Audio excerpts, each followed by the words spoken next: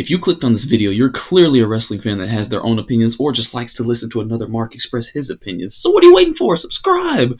And if not for me, let me get it on real quick.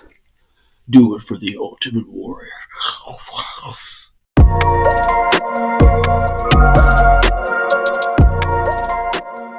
Recently, I did a series where I reviewed every Royal Rumble from 2000 to 2023, and in this video, I'll be giving you my top 5 Royal Rumbles. Now, hear me out. I know I'm late on this, but I still have Rumble fever, so I'm going to review it, because why not? I mean, why not? It's the Royal Rumble. Who doesn't like the Rumble? Number 5, the 2020 Royal Rumble. This pay-per-view consisted of matches such as Roman Reigns versus King Corbin in a Falls Count Anywhere match, Charlotte Flair winning the Royal Rumble, Asuka versus Becky Lynch for the Raw Women's Championship, Daniel Bryan versus The Fiend for the Universal Championship in a strap match, and to top it all off, it had Drew McIntyre winning possibly one of the greatest Royal Rumble matches of all time, and going on to main event WrestleMania against Brock Lesnar. Number 4, the 2017 Royal Rumble. Now, this pay-per-view consisted of matches such as Bayley versus Charlotte Flair, Roman Reigns versus KO for the Universal title, and the first of their trilogy matches at the Royal Rumble with Y2J hanging above the ring in a shark cage. Yeah, and when I say this as a John Cena fan, this was quite possibly his best match of all time against AJ Styles for the WWE Championship.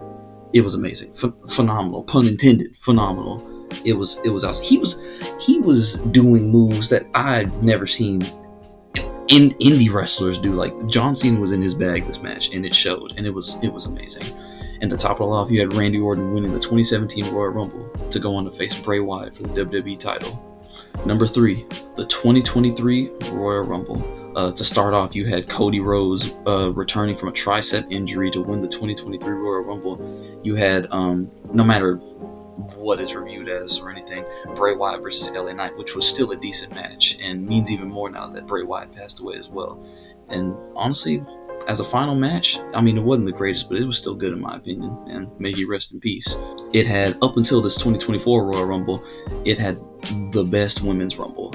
It had the best women's Rumble match. And to top it all off, Sami Zayn not only possibly committed one of the greatest betrayals in WWE history, but one of the most emotional, heartfelt betrayals. Like, him hitting Roman in the back with a chair was, first of all, it was exciting, but it can make a grown man cry too, because you realize that the Bloodline story was coming to an end.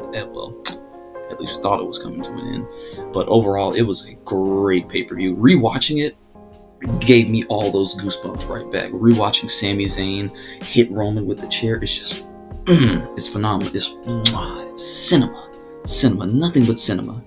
Number 2, the 2007 Royal Rumble. This Rumble was this close to being number 1 for me. This close. It had matches such as Mr. Kennedy versus Batista for the World Heavyweight Championship. It had John Cena versus Umaga in that insane last man standing match where John Cena was choking out Umaga using the ropes, and which was very graphic, but just so amazing. And then to top it all off, you had The Undertaker winning the Royal Rumble. And not only was this one of the greatest Royal Rumble matches, but in my opinion, it was the most star-filled Royal Rumble match. It had the likes of Undertaker, Shawn Michaels, Edge, King Booker, Kane, CM Punk, Randy Orton, Rob Van Dam. Like, oh my gosh, it was just filled with stars, and it was amazing. And to top it all off, The Undertaker and Shawn Michaels basically had a full-on match to determine who would be the winner. And this just made this pay-per-view 10 times better for me. 10 times better. If you haven't seen the 2007 Royal Rumble, I recommend you watch it immediately. As of right now, go watch it.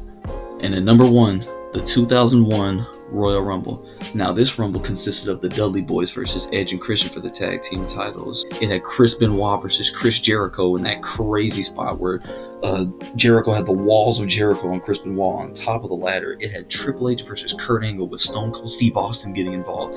And it also had Stone Cold Steve Austin winning, in my opinion, the greatest Royal Rumble match I've ever seen. It had a lot of crazy spots. It had table spots. There was a lot of props and weapons being used in a Rumble, which is something that really wasn't seen before. So it was it was just oof, man. Like it's hard to talk about, bro. Like that's just something you just have to go watch. But my top Royal Rumble is definitely the 2001 Royal Rumble. For everybody that stayed, I appreciate you for tuning into this video. In wrestling we trust. Till next time.